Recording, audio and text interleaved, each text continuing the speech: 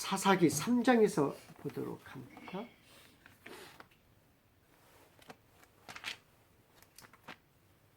하나님의 말씀은 사사기 3장 마지막 절 한 절만 좀 보도록 합니다. 3장 31절입니다. 3장 31절 같이 한번 읽도록 하겠습니다. 시작. 에훗 후에는 아나스의 아들 삼갈이 있어 소문은 막자기로 블레셋 사람 600명을 죽였고 그도 이스라엘을 구원하였더라. 아멘. 할렐루야. 오늘도 좋은 날 주신 하나님께 영광을 돌립니다. 여러분도 좋은 날 되시길 주님의 이름으로 축원합니다. 이제 3장 12절부터 30절까지는 에훗에 대한 이야기가 사사 에훗에 대한 이야기가 쭉 하고 나옵니다. 그리고 오늘 보면 31절 딱 한 절 사사 삼갈에 대해서 나오고 있습니다. 아주 짧은 본문입니다. 어떤 이는 아주 짧게 설교에 대한 거부감이나 에훗이나 드보라 이야기의 중간 삽입 정도로 생각을 하는 경우가 있습니다. 그러나 이 삼갈에는 많은 이야기를 품고 있다라고 생각을 해봅니다. 먼저 삼갈이 등장하던 시대입니다. 에훗이라는 사람이 등장하면서 후에는 이라는 단어로 시작합니다. 후에는 이라는 단어보다도 우린 4장 1절 말씀을 좀 주목해 보길 원합니다. 4장 1절에 에훗이 죽으니 이스라엘 자손이 또 여호와의 목전에 악을 행하매 라고 기록해 주고 있습니다. 누가 등장하지 않아요? 삼갈이 죽으니 라고 등장하지 않아요. 4장 1절에 에훗이 죽으니라고 등장해요. 삼갈은 태어나는 것도 없고 뭐요? 죽는 것도 없어요. 그냥 중간에 딱 등장하는 거 그것밖에 없어요. 그래서 아마도 삼갈은 에훗의 말기가 아니었겠는가라는 생각을 해봅니다. 점점 이스라엘의 기운이 다하여 힘을 잃어갈 때를 가리키는 시점이 아니었겠는가. 어떤 면에서는 말입니다. 에훗 이야기가 아직 끝나지 않았어요. 에훗이 아직 안 죽었어요. 에훗의 후에는 이라고 시작하지만 에훗이 아직 죽질 않았어요. 그래서 에훗의 연장선상에 삼갈이 있는 듯한. 그러면 에훗이 어떤 사람이었습니까? 우리가 지난주에 살펴보듯이 에훗은 연한순 같은 부족하고 연약하고 나약한 존재였어요. 사사였고요. 적장에 들어가가지고 적의 왕을 찔러 죽일 만큼 강했습니다. 아니요. 연약했기 때문에 그 앞까지 갈 수 있었던 모양을 우리가 지난주에 살펴보았잖아요. 그렇다면 삼갈도 역시 마찬가지예요. 그가 품고 있는 이야기는 소문은 막대기 하나예요. 소문은 칼도 아니고 소문은 창도 아니고 소문은 총이나 이런 것도 아니고 막대기 하나예요. 마른 나무 가지 하나.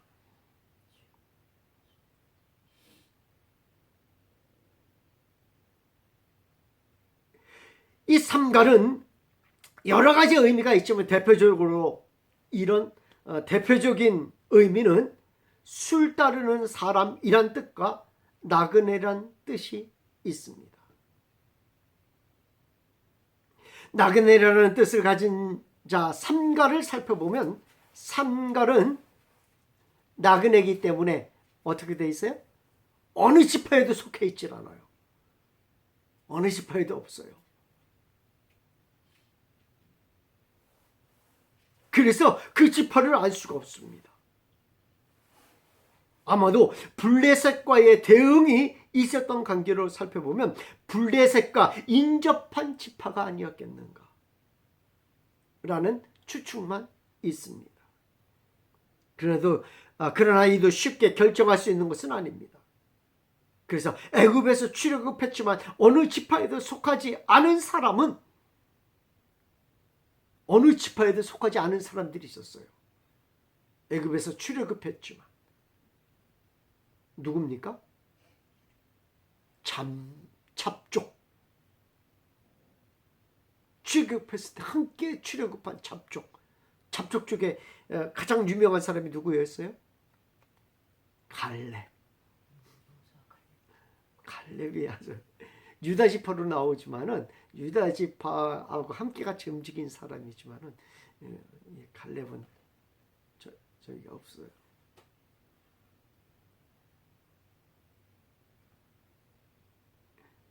그러나 이도 쉽게 결정할 수 있는 것이 아닙니다. 그래서 나그네라는 이름을 가진 자로서 삼갈은 잡족이 아니었겠는가라는 추측을 한번 해보기도 합니다. 많은 신학자들은 말입니다, 이 삼갈이 히브리 사람으로 보질 않아요. 이스라엘 사람으로 보지 않습니다.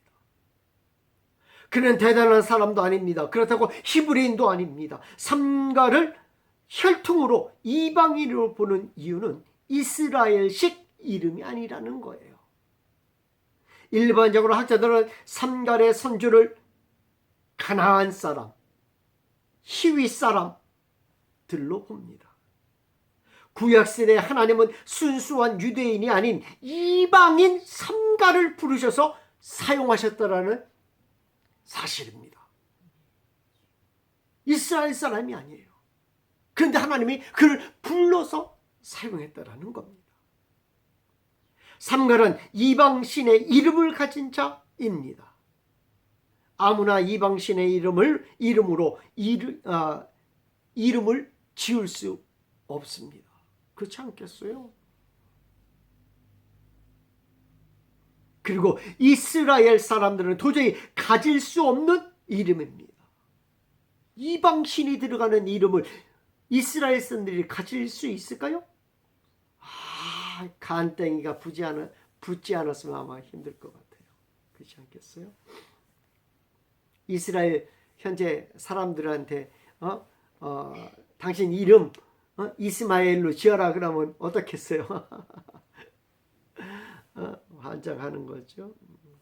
마우메시라고 지어라 그러면 환장하겠죠. 그러므로 성경은 그의 출신에 대하여 침묵합니다. 성경은 그의 가문에 대하여 침묵합니다. 또한 삼갈이라는 이름 아래 우리는 우리의 삶을 돌이켜볼 수 있는 이름이기도 합니다. 그 이름 뜻이 나그네이기 때문입니다. 아낫의 아들로서 돌아갈 곳은 어디였을까요? 아낫의 아들로서 삼갈이 돌아갈 곳. 나그네로서 무엇을 바라보며 생활했을까요? 진정한 가나안인을 꿈꾸는 자였을 것입니다. 그러나 가나안인은 우상을 섬기며 사는 길입니다. 가나안인은 하나님을 떠난 삶입니다. 가나안인의 삶은 마귀의 앞잡이 노릇을 하며 사는 삶입니다.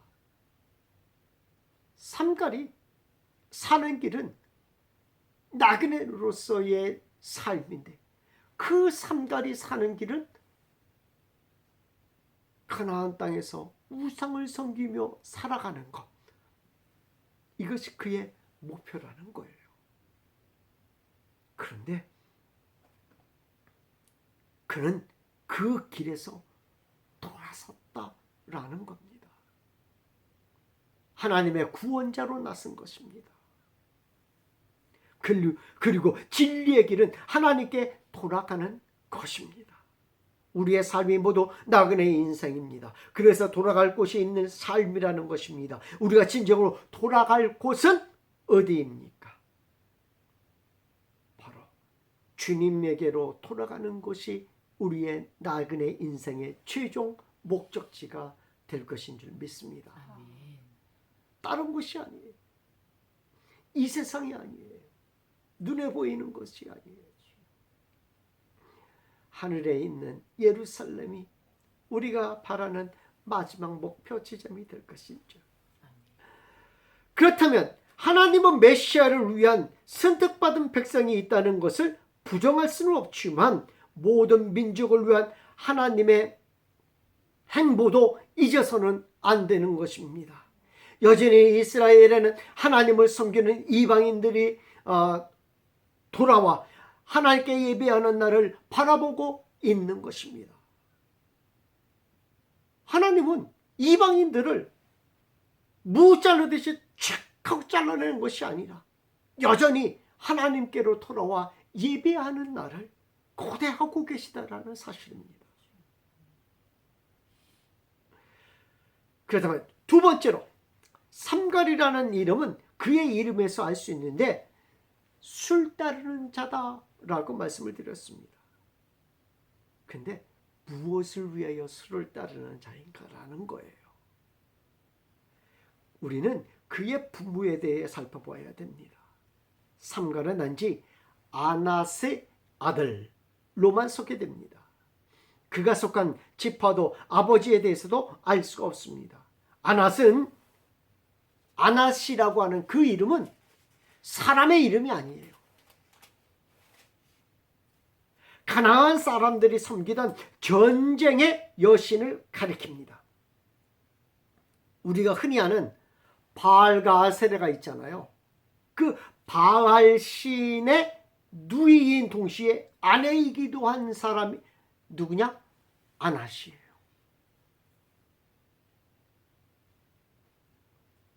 아낫의 아들 삼갈은 아낫은 당시 매우 유명했던 가나안 여신의 이름입니다. 사사기 저자가 삼갈의 지파와 가문을 기록하지 않은 이유가 무엇인지 정확히 알 수는 없습니다. 다만 삼갈은 당시 어떤 지파나 가문에도 속하지 않은 사람이었거나 지파와 가문을 밝힐 수 없는 계층의 사람이었음을 암시해주고 있습니다. 가나안 신 누구?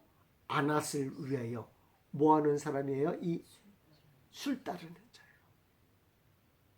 우상을 위하여 술 따르는 자가 누구예요? 삼갈이었어요. 그런 그를 하나님이 사용하셔서 이스라엘을 구원하는 자로 삼으신 것입니다. 블레셋 사람 600명을 창이나 칼이 아닌 소모는 막대기로 죽였다라는 것은 기적에 가까운 것입니다. 삼갈은 소모는 자였을 것입니다. 어느 날 소를 탁 하고 몰고 어디로 가요? 이 산으로 가서 뭐를 먹여요? 꼴을 먹이고 말입니다. 또 저 산으로 가서 꼴을 먹이고 무엇을 찾아다녀요? 풀이 있는 곳을 찾아다니면서 막 다녔을 겁니다. 그러나 어느 날 600명의 군사가 나타나, 그것도 블레셋 군사가 나타나서 이 소를 빼앗으려고 했을 것이라고 추측해 봅니다. 당시에도 다윗도 그랬으니까요. 다윗도 그랬어요. 그래서 찾아가가지고 야 니네 오늘 양털 깎는 날이니까 좀 타오 해가지고 양을 가져오기도 하고 소를 가져오기도 하고 막 그랬잖아요. 그러나 이스라엘 백성에게 있어서 소는 큰 재산이 아닐 수 없습니다. 그래서 삼갈은 소모는 막대기로 600명과 대적하여 싸웠고 승리를 거두었을 것이라고 상상해 봅니다. 그가 죽인 블레셋 사람들은 조직된 군대였을 것입니다. 600명이라는 숫자는 한 명의 장군이 이끄는 부대의 숫자입니다. 블레셋과의 대치 상황에서 사울이 친히 이끈 군대의 수가 600명 이었고, 다윗이 블레셋으로 두 번째 망명 시도하면서 데리고 간 군사의 수도 600명이었습니다. 압살롬을 피해 예루살렘으로 빠져나가는 다윗을 호위한 부대 또한 600명이었다라는 것은 전문군 가리킬 가능성이 높습니다. 농사꾼 삼가리 이들을 물리쳤다라는 것은 도저히 불가능한 일입니다. 하나님이 함께 하셨다라는 증거인 줄 믿습니다. 상가는 정말 할 수 없는 일을 감당했습니다. 이는 가문을 적는 것이 아무런 가치가 없었을 것입니다. 성경은 그가 소문은 막대기로 600명을 죽였다라고 기록해주고 있습니다. 생각해 보시기 바랍니다. 그가 가진 무기는 칼이 아닙니다. 칼 하나 가지고 600명을 죽여라 해도 만만치 않지 않습니까? 만만치 않은 거잖아요. 600명을 죽인다 해도. 창 가지고 600명을 찌르라게 해도 10명 찌르면 힘들지 않겠어요? 저 같은 10명도 힘들 것 같아요. 왜냐면 살살 찔러가지고 사람이 찔리는 게 아니잖아요. 있는 힘껏 찔러야 이게 찔리는 거거든요. 근데 막대기로 했다면 어떻게 했을까요? 찔렀어요? 찔러가지고 죽는 게 아니잖아요. 막대기는. 뭐 어떻게 했을까요? 때려야 될 거 아니에요. 때려야 될 거 아니에요. 한 10명만 때리면 정말로 뭐예요? 이 나무가 부러지지 않겠어요?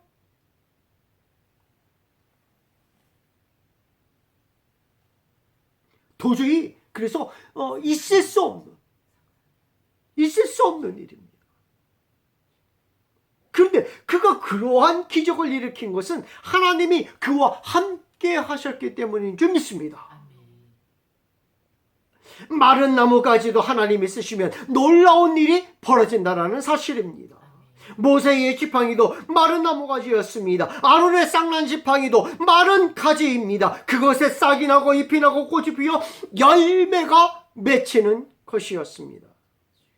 하나님이 사용하시는 마른 막대기는 때로 싹을 틔워 꽃이 피고 열매를 맺게 하십니다. 하나님이 사용하시는 막대기는 때로 600명을 죽이는 무기로도 사용하십니다. 하나님이 사용하시는 막대기는 때로 뱀으로 변하여 하나님의 임재하심을 보여주기도 합니다. 하나님의 막대기는 때로 홍해를 가르는데 사용되기도 하는 것입니다. 바로 앞에 섰을 때에 성경은 그렇게 얘기해주고 있어요. 그가 하나님의 지팡이를 짚고 있었더라. 가지고 있었더라. 우리가 아는 그 막대기는 아무런 생명력이 없습니다. 아이고, 바로 어디에서? 생나무 바로 잘라가지고 가져가겠지요. 그래서 환경이 좋으면 생나무니까 거기서 잎사귀도 날 수 있고 거기서 꽃이 필 수도 있지 않겠어요? 우리가 아는 그 막대기는 아무런 생명력이 없습니다. 우리가 아는 그 막대기는 아무런 힘이 없습니다. 우리가 아는 그 막대기는 그냥 소를 모는 양을 치는 노인의 몸을 의지하는 막대기입니다. 그러나 그 막대기가 하나님의 손에 잡혔을 때는 다릅니다. 아낫의 술따르는 자가 600명의 군선을 죽이는 일에 사용됩니다. 하나님의 손에 잡혔을 때 하나님의 임재하심과 하나님의 생명력이 넘쳐나는 것입니다. 우리는 어떤 자들입니까? 때로 마른 나무보다도 못한 자들입니다. 요한복음 15장 6절 말씀에 사람이 그 안에 거하지 아니하면 가지처럼 밖에 버려져 마르나니 사람들이 그것을 모으다가 불에 던져 사르느니라. 그런즉 가라지를 거두어 불에 사르는 것 같이 세상 끝에도 그러하리라. 나뭇가지는 말이 특히 마른 나뭇가지는 말입니다. 밖에 버려 불살리는 존재밖에 되지 않습니다.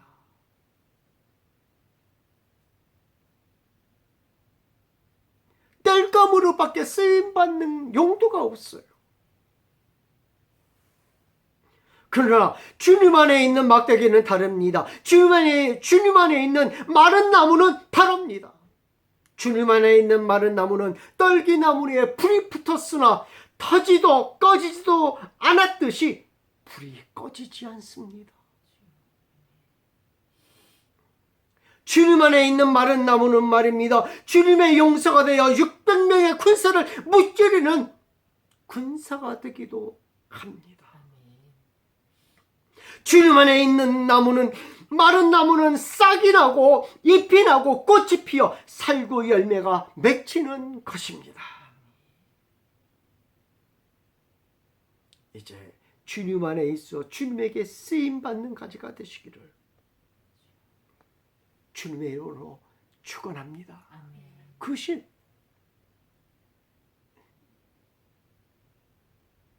우리의 모습들이에요.